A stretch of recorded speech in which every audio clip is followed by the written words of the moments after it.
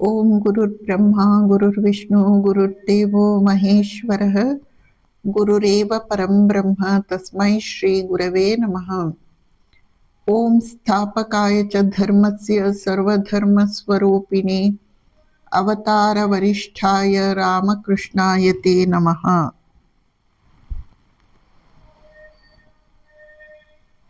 ಗಿರೀಶ್ ಚಂದ್ರ ಘೋಷ್ ಶ್ರೀರಾಮಕೃಷ್ಣರ ಗೃಹಸ್ಥ ಭಕ್ತರು. ಒಮ್ಮೆ ಗಿರೀಶ ಬಲರಾಮ್ ಬೋಸ್ನ ಮನೆಗೆ ಹೋಗಿದ್ದಾನೆ. ಬಲರಾಮ ಅಗರ್ಭ ಶ್ರೀಮಂತ ಜಮೀನ್ದಾರ. ಅವನು ಅಕ್ಕಿಯನ್ನು ಸ್ವಚ್ಛ ಮಾಡುತ್ತಾ ಇರುತ್ತಾನೆ. ಅಷ್ಟೆಲ್ಲ ಆಳು ಕಾಳುಗಳಿರುವಾಗ ಬಲರಾಮನೇ ಏಕೆ ಮಾಡುತ್ತಿದ್ದಾನೆ ಎಂದು ಗಿರೀಶನಿಗೆ ಆಶ್ಚರ್ಯವಾಯಿತು. ಅವನು ಕೇಳಿದ. ಬಲರಾಮ ಭಾವ ತುಂಬಿ ಹೇಳುತ್ತಾನೆ, ಶ್ರೀರಾಮಕೃಷ್ಣರು ನಮ್ಮ ಮನೆಗೆ ಬರುತ್ತಿದ್ದಾರೆ. ಇವತ್ತು ಅವರು ಇಲ್ಲೇ ಊಟವನ್ನು ಮಾಡುತ್ತಾರೆ. ಗಿರೀಶನಿಗೆ ಬಲರಾಮನ ಭಕ್ತಿಯನ್ನು ಕಂಡು ಮನಸ್ಸು ಆರ್ದ್ರವಾಯಿತು. ಜೊತೆಯಲ್ಲಿ ತನಗೆ ಆ ಭಾಗ್ಯ ಇಲ್ಲವಲ್ಲ ಎಂದು ಬಹಳ ದುಃಖವೂ ಆಯಿತು. ಅವನು ಮನೆಗೆ ಹೋದ. ಮನೆಯ ಬಾಗಿಲನ್ನು ಹಾಕಿಕೊಂಡು ಹಾಸಿಗೆಯ ಮೇಲೆ ಮಲಗಿಕೊಂಡು ಅಳತೊಡಗಿದ. ಸ್ವಲ್ಪ ಹೊತ್ತಿಗೆ ಅವನ ಮನೆಯ ಬಾಗಿಲನ್ನು ಯಾರೋ ತಟ್ಟಿದ ಹಾಗೆ ಆಯಿತು. ಗಂಟೆ ನೋಡುತ್ತಾನೆ. ಮಧ್ಯಾಹ್ನ 1:30 ಗಂಟೆ. ಯಾರು ಬಂದಿರಬಹುದು? ಬಾಗಿಲು ತೆರೆದು ನೋಡಿದರೆ ಶ್ರೀರಾಮಕೃಷ್ಣರು. ಗಿರೀಶ, ನನಗೆ ಹಸಿವೆಯಾಗಿದೆ, ನನಗೆ ಏನಾದರೂ ಆಹಾರವನ್ನು ಕೊಡುತ್ತೀಯಾ ಎಂದು ಶ್ರೀರಾಮಕೃಷ್ಣರು ಕೇಳಿದರು. ನೋಡಿದರೆ ಅವರು ಕೆಲವು ನಿಮಿಷಗಳ ಹಿಂದೆ ತಾನೇ ಬಲರಾಮನ ಮನೆಯಲ್ಲಿ ಊಟವನ್ನು ಮಾಡಿಕೊಂಡು ಬಂದಿದ್ದಾರೆ. ಗಿರೀಶನಿಗೆ ಆಶ್ಚರ್ಯವಾಯಿತು, ಆನಂದವೂ ಆಯಿತು. ಅವನ ಮನೆಯಲ್ಲಿ ಏನೋ ಆಹಾರ ಪದಾರ್ಥ ಇರುವುದಿಲ್ಲ. ಅವನು ಶ್ರೀರಾಮಕೃಷ್ಣರನ್ನು ಅಲ್ಲಿಯೇ ಕುಳ್ಳಿರಿಸಿ ಹೊರಗಡೆ ಹೋಗಿ ಹೋಟೆಲಿನಿಂದ ಬ್ರೆಡ್ ಮತ್ತು ಆಲೂಗಡ್ಡೆ ಪಲ್ಯವನ್ನು ತೆಗೆದುಕೊಂಡು ಬರ್ತಾನೆ. ಆ ಎರಡೂ ಒರಟು ಪದಾರ್ಥಗಳು ಶ್ರೀರಾಮಕೃಷ್ಣರ ಆರೋಗ್ಯಕ್ಕೆ ಒಗ್ಗಿ ಬರುವುದಿಲ್ಲ. ಆದರೆ ಅವನು ಕೊಟ್ಟ ಆ ಪದಾರ್ಥವನ್ನು ಶ್ರೀರಾಮಕೃಷ್ಣರು ಅತ್ಯಂತ ಸಂತೋಷದಿಂದ ಸ್ವೀಕರಿಸುತ್ತಾರೆ. ಗಿರೀಶ ಧನ್ಯನಾದೆ ಎಂದು ಭಾವಿಸುತ್ತಾನೆ. ಶ್ರೀರಾಮಕೃಷ್ಣರ ಭಕ್ತರಲ್ಲಿ ಎಲ್ಲರಿಗಿಂತ ಬುದ್ಧಿವಂತರು ಸ್ವಾಮಿ ವಿವೇಕಾನಂದರು ಮತ್ತು ಗಿರೀಶ್ ಚಂದ್ರ ಘೋಷ್. ಅಂತಹ ಗಿರೀಶನಿಗೂ ಕೂಡ ಶ್ರೀರಾಮಕೃಷ್ಣರ ಆಧ್ಯಾತ್ಮಿಕ ಅನುಭವಗಳನ್ನು ಅರ್ಥ ಮಾಡಿಕೊಳ್ಳಲು, ಜೀರ್ಣಿಸಿಕೊಳ್ಳಲು ಕಠಿಣವಾಗುತ್ತದೆ. ಒಮ್ಮೆ ಶ್ರೀರಾಮಕೃಷ್ಣರು ಗಿರೀಶನಿಗೆ ಹೇಳುತ್ತಾರೆ, ಬ್ರಹ್ಮಜ್ಞಾನದ ವಿಷಯ ಏನು ಎಂಬುದನ್ನು ನೀನು ಬಲ್ಲೆಯಾ? ನಾರದ ಮಹರ್ಷಿ ಆ ಸಚ್ಚಿದಾನಂದ ಬ್ರಹ್ಮಸಾಗರವನ್ನು ದೂರದಿಂದಲೇ ನೋಡಿ ಮತ್ತನಾಗಿ ಆನಂದ ಪುಲಕಿತನಾಗಿ ಹಿಂತಿರುಗಿ ಬರುತ್ತಾನೆ. ಅಂತಹ ನಿತ್ಯ ಶುದ್ಧನಾದ ಶುಕ ಮಹಾಮುನಿ ಆ ಬ್ರಹ್ಮಜ್ಞಾನ ಸಾಗರವನ್ನು ಕೈಯಿಂದ 3 ಬಾರಿ ಸ್ಪರ್ಶಿಸಿದ ಮಾತ್ರಕ್ಕೆ ಹುಚ್ಚನಾದ. ಸಾಕ್ಷಾತ್ ಶಿವ ಮಹಾದೇವ ಆ ಸಚ್ಚಿದಾನಂದ ಸಾಗರದಿಂದ 3 ಬೊಗಸೆ ನೀರನ್ನು ಕುಡಿಯುವಷ್ಟರ ಮಾತ್ರಕ್ಕೆ ಬ್ರಹ್ಮಲೀನನಾಗಿ ಬಿಟ್ಟ. ಶ್ರೀರಾಮಕೃಷ್ಣರು ಈ ಮಾತುಗಳನ್ನು ಅದೆಷ್ಟು ರಭಸದಿಂದ ಹೇಳಿದರು ಅಂದರೆ ಗಿರೀಶನಿಗೆ ಅವುಗಳ ಆವೇಗವನ್ನು ತಡೆದುಕೊಳ್ಳಲಿಕ್ಕೆ ಆಗಲಿಲ್ಲ. ಅವನು, ಮಹಾಶಯರೇ ಸಾಕು ಮಾಡಿ, ಇನ್ನು ಮುಂದೆ ಹೇಳಬೇಡಿ ಎಂದು ಕೇಳಿಕೊಳ್ಳುತ್ತಾನೆ. ಶ್ರೀರಾಮಕೃಷ್ಣರ ಆಧ್ಯಾತ್ಮಿಕ ಅನುಭವಗಳ ಫೋರ್ಸ್, ಶಕ್ತಿ, ರಭಸ ಅಂತಹುದಾಗಿತ್ತು. ಒಮ್ಮೆ ಗಿರೀಶ ಶ್ರೀರಾಮಕೃಷ್ಣರ ಹತ್ತಿರ, ನನಗೆ ಭಗವಂತನ ದರ್ಶನಗಳನ್ನು, ಅನುಭವಗಳನ್ನು ಮಾಡಿಸಿಕೊಡಿ ಎಂದು ಕೇಳಿಕೊಳ್ಳುತ್ತಾನೆ.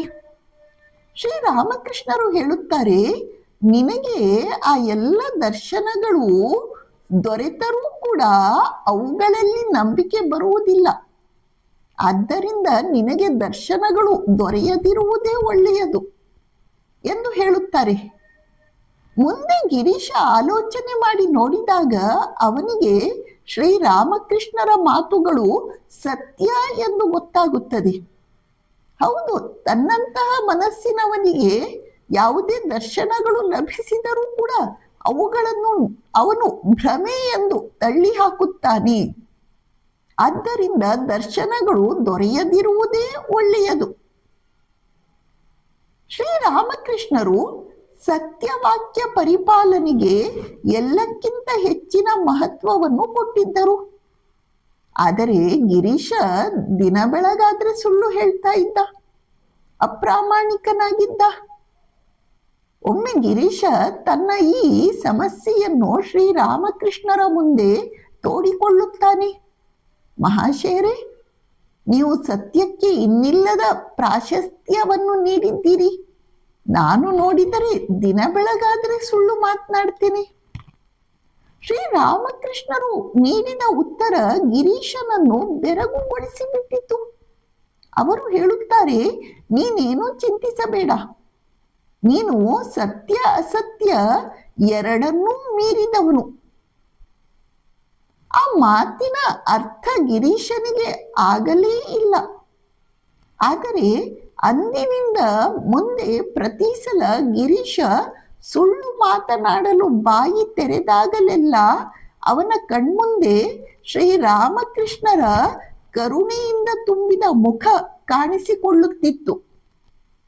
ಸುಳ್ಳು ಅವನ ನಾಲಿಗೆಯಿಂದ ಹೊರ ಹೊಮ್ಮುತ್ತಲೇ ಇರಲಿಲ್ಲ.